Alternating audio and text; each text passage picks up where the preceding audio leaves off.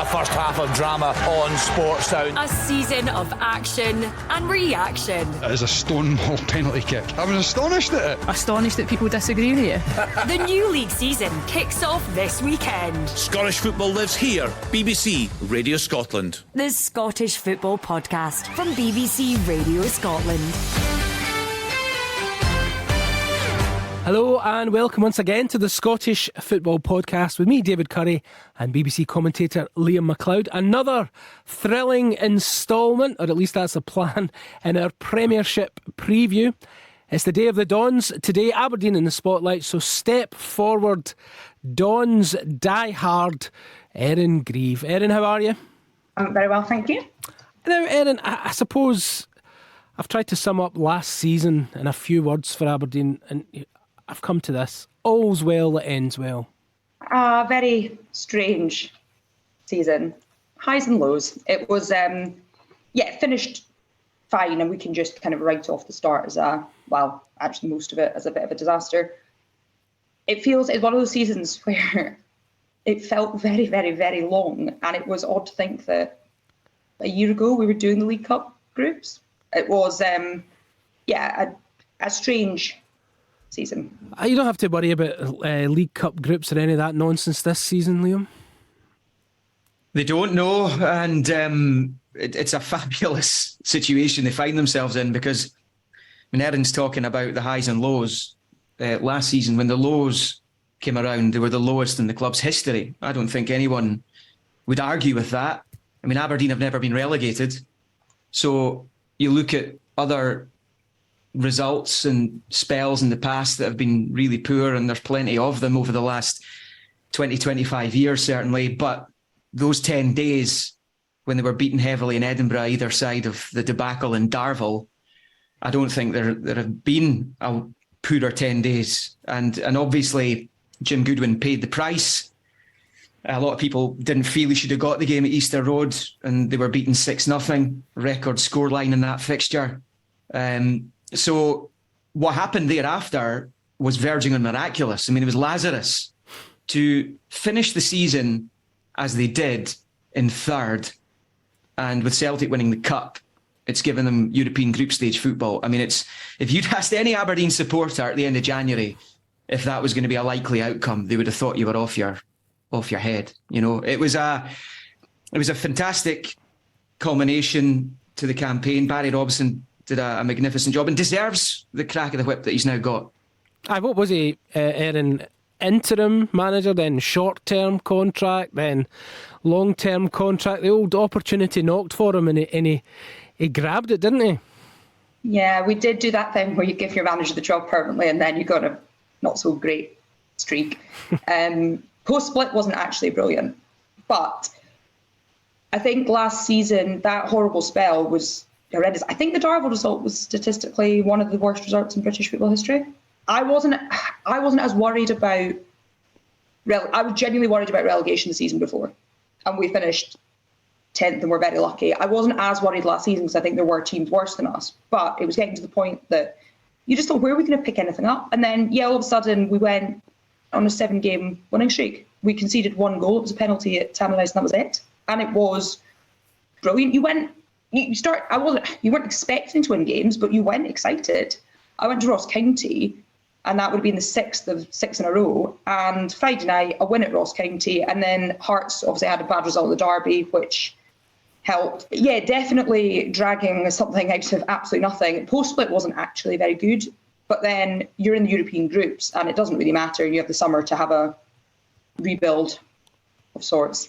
I'm not sure how that's been going, but getting there. Can you tell me what Barry Robson did to affect this incredible transformation? The defence was a big part, although I'm not sure how much. So McDonald and Pollock that was done and sorted pre the Robson move, I suppose. But in general, the defence was a huge thing. So our problem was Duke Majowski scored goals, and that's fine. But if you're conceding constantly, I mean, you just end up in a situation where, yes, okay, we're scoring some, we've got players on decent amount of goals, Duke and Majowski were both quite up there in the top scorers. But around that time as well, we had Alan Burrows join. and the engagement with fans and the kind of general atmosphere really improved. And that helps. And you saw the players, I mean, instead of, at full time, straight down the tunnel, obviously not looking very interested, an absolute nightmare. And the Darvel game, I wouldn't say the support for the players was particularly strong there. But then when that turns and we start winning games and we're doing well, you can see how much we've got a team of a lot of players who absolutely love being there. Well, I don't know if this is a good gauge of how optimistic Dons fans are ahead of the new season, but I think you're expected to take about 4,000 to the first game of the season at Livy.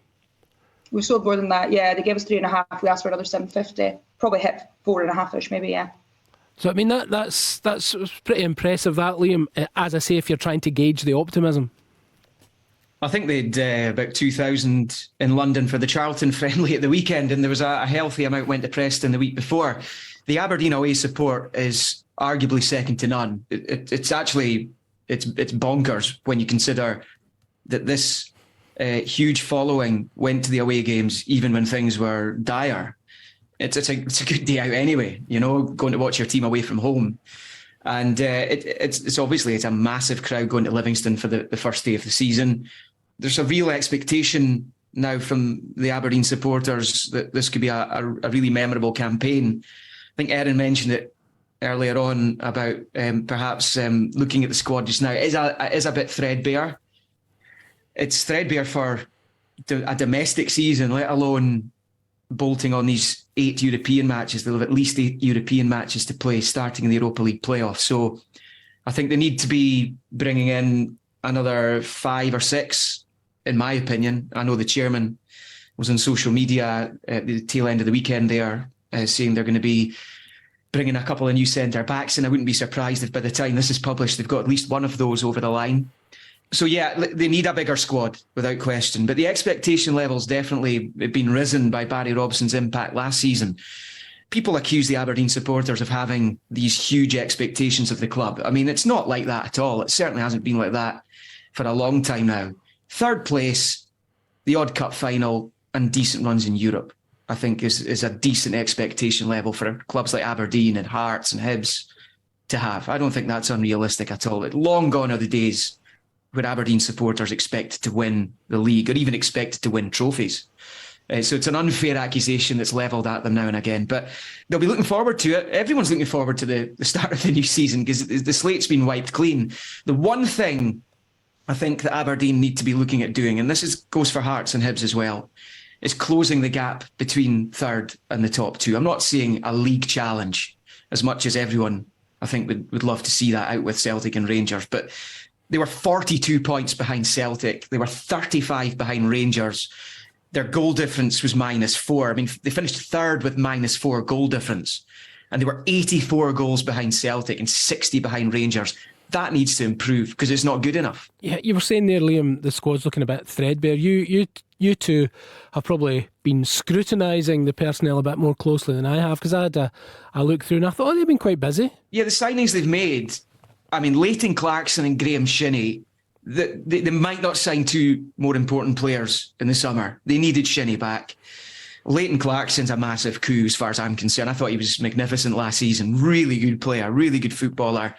The jury's out on Esther Sockler, Slovenian, who's come in. Nicky Devlin, we know, was generally 7 or 8 out of 10 every week for Livingston. Really consistent player. Daddy has come in, Israeli, and Reece Williams has come in on loan from Liverpool, who comes with a really good reputation as well. He's injured. I think he's going to miss the first game, maybe the first few games of the season, unfortunately. I'm sure Erin would agree that these guys are exciting signings. They just need to make a few more of them, albeit the club are going to be making new signings. I think they might just have to be, Erin, just a bit patient to get 1 or 2 of these over the line. Yeah, I think when the season ended, there was very much, and normally when the season finishes, you feel quite, a bit deflated, that's it. You've got a whole kind of summer, but actually I think everyone was quite ready for a little rest. And it felt, because Europe's so late this year, it felt as though, right, we've got a proper amount of time off, we've got a while to get the squad sorted, we'll be able to get all of this done. And then time seemed to start slipping away a little bit. We have signed quite a few players. If you look at the list, we've made quite a lot of signings. Some of them, Clarkson and Shinney don't really count insofar as they were just loans made permanent. And then we've got a couple of defenders. The defence is the problem. We finally managed to get that sorted around February time, and we were playing. Formation is always hard, but I think we were pretty much playing Scales, Pollock, McDonald, and McCrory at the back. And now out of those four, we've got one. It might be that we simply decide we'll be Brazil and, okay, you can score 9 while we'll score 10 every week, fine. But I'm slightly concerned about the defence. And people are saying, oh, we've still got a while. But I know the window closes a month after the season starts, but I don't want to be starting the season with... We've got to play Livy Celtic, a cup game, a European game, and St Mirren before the window closes. So I think there is a slight worry amongst fans, especially after Saturday, about the defence still looking quite weak. It takes a lot of work to get players in. It doesn't happen overnight. And actually, if we're playing Thursday, Sunday, we're going to be light probably anyway, because we're not going to go and suddenly buy a whole new squad. You can't have, a squad where you've got essentially almost 2 first teams the way Celtic do, because it's just not practical. So we are going to be light. We're going to have to hope injury-wise we're lucky. Last season we were lucky with injuries.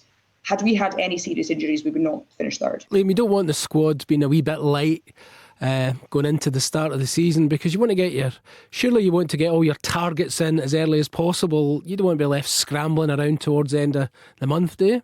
No. And the Europa League playoff is going to be an extremely difficult tie for Aberdeen. They're guaranteed, at the very least, Conference League, where Hearts were last season. Of course, Hearts fell to Zurich in the Europa League playoff from memory last August. A lot's happened since then, to be fair. But they're going to be coming up against the likes of Olympiacos, Slavia Prague, Copenhagen, Maccabi Haifa, Dinamo Zagreb. I was looking at this earlier. It's going to be a monumental effort required if they're going to be in the group stage of the Europa League. There's more money in there. There's more excitement potentially, albeit in Conference League, potentially more winnable games. So it's one of those. It's almost like a shot to nothing for the Europa League. But I'm happy enough for us to be in the conference. But financially, if you work out, you're more likely to win games in the conference, and you get money for winning games. And I think the conference is an opportunity for us to potentially do better. I mean, whatever happens, it's a great problem for Aberdeen, the fans, to have. Because when the draw's made for the whichever group they're in at the end of August, they're going to be on there, they're going to be booking the flights, going to be booking the trips. And it's exciting times because, Aberdeen were in the League Cup groups this time last year. You started this podcast talking about that. And here they are 12 months on, having watched Hearts go into the groups. And Derek McInnes must be sitting there furious because the amount of qualifying ties they had to come through when he was the manager, when they were a really good, consistent side. They kept coming up against, a good team, and, Real Sociedad, Burnley, these teams. Burnley were Premier League then. They're back in the top flight in England, obviously, just now. You must be so frustrated that now it's guaranteed group stage because the coefficient's so high at the moment. But no, it's exciting times for Aberdeen and the supporters, and they're going to have some good trips, I would have thought. Well, that was the holy grail for Derek McInnes, wasn't it? European group stage football. I remember Aberdeen have gone on record, David. Aberdeen have gone on record as saying they want to be a top 100 club in UEFA. So they want to be listed among the top 100 clubs in Europe, right? To do that, you're going to have to regularly qualify for the group stage of European competition. You're going to have to win games in the group stage of European competition. And to do all that, you're going to have to spend big in the transfer market. It's as simple as that. If that's your ambition, you need to be spending big. And Aberdeen are, to be fair, they're investing some good money in the transfer market just now. Like other clubs, they've got a good fan scheme that sees supporters able to contribute on a monthly basis. They're able to bring in the likes of Leighton Clarkson on a full-time basis because of that. Selling players, the model for these clubs is signing players from Europe, as Aberdeen are doing just now, particularly in Eastern Europe, and potentially selling them for 5, 6, 7, 8, 9, 10 times the transfer fee they outlaid initially. That's the model they have to follow. But if they want to be a top 100 club, as I say, they've been on the record as saying that's what they want to do, then they're going to have to spend big, and they're going to have to win some big, big matches if they are to achieve those ambitions. Erin, do you see signs of Aberdeen spending big? I think we're getting towards that. And what do you mean by big, actually? That's try and quantify. Well, that's big. What Celtic would call a big spend and what we call a big spend will always be probably two different things. Yeah. I think we are certainly running the club like it's a business. Yes, you can spend, but I think what we've been doing that's really good is the way that we are selling players. So we previously had sold, Johnny Hayes went for a decent amount, but other than that, there's the odd one or two. We are now selling Calvin Ramsey, Ross McCrory, Scott McKenna, Lewis Ferguson, and there's sell-ons on, well, there's talk of Fergie going to Juve and stuff. He's signed an extension on his deal with Bologna. He will go for a large sum and we'll get upwards of millions of pounds out of that. So that, I think, is an important part because you need to be able to have money there to spend. Our season ticket sales are really high, highest they've ever been. We're at 12 and a half, I think, including hospitality. We've never hit 10 before. We are taking large numbers of fans to away games. I appreciate that doesn't really make club money, but generally I think it encourages, a level of excitement and interest around the club, and that is how the club generates income. In terms of player spending, Leighton Clarkson will not have been cheap. Liverpool have not given him to us for a favour. Duke was probably a bargain insofar as he was, I think he's brilliant and I think he will go somewhere for a large amount of money. I think there are players that we have got in who might not have cost. Angus MacDonald free, he's a great player. There are players that we haven't spent a huge amount on, but who we will sell for a decent amount. And then I suppose it's weighing up when you do have to spend quite a bit. If there was a brilliant left back and they were going to cost a couple of £1 million, should we do that? I think we should. I think we have cash to do it. And I think, as you say, without doing that, how do you ever get in a position where you're consistently challenging? And you need to, I suppose, speculate to accumulate. And if you spend money on players who are strong and solid, ultimately your team's better and you do better. And that's how you start challenging. You finishing third gets you group stage football now, which is brilliant. But finishing third, as we saw last season, isn't actually that easy. You end up fourth and you're in the playoffs and suddenly you've got, Hearts are going to struggle, I think, with the draw they've got. Hibs had a favourable draw but still seem to be struggling a bit. If you want to be consistently at that level, you have to have a squad that's able to do that. Signings that we've made are good. We probably will have to make, and it's not normally our thing to spend a huge amount of money, but we will probably have to make one or two big ticket signings because I think fans start to expect that. I know it's difficult with the squad kind of in the rebuilding process at the moment under Barry Robson, but we'll come to the moment. I know you kind of dread this, Liam, now, but we're going to do predictions at the end just to round off this podcast. I'll come to you, Erin, first. Where do you see the Dons finishing this season? And you can be as precise or otherwise as you like. I predict us winning the lot every single year. I put us on to win every year. I told you the expectation level wasn't ridiculous these days. You're not reading the room, Liam. Part of me thinks, especially if you're getting up really early, you're spending a load of money, you're spending a load of your time. Why should I think we're going to be third? No, if I'm sat on a train to Dingwall, I want to think, right, we're going to win this game 7-0. We top the league. I just think I'm maybe overly optimistic. Do I think we'll win the league? Really, probably not. I think if we pushed on, we could be much closer. I do not think it'll be the 42 points difference this season. I don't think Celtic will be as good as they were. I think Rangers probably also not as great. I would take third in a cup. Third gets us group stages. A cup, we need a trophy. I've not had one in ages. I would like to get out of our European group. And I think if we're in the conference, it's much more likely. Maybe we'd get 2 cups. Oh, or we'll just win it. We'll have the quadruple. So the League Cup under Derek McInnes, what was that, 10 years ago, Liam? Is that nearly? It'll be 10 years this season. Yeah. Is that what you think the Dons should be aiming for? A wee bit of silverware and maybe third? Yeah, they should be aiming for that every season. I have to say, when I left Aberdeen to move south initially, I was in Edinburgh for a while. I moved to Glasgow as well.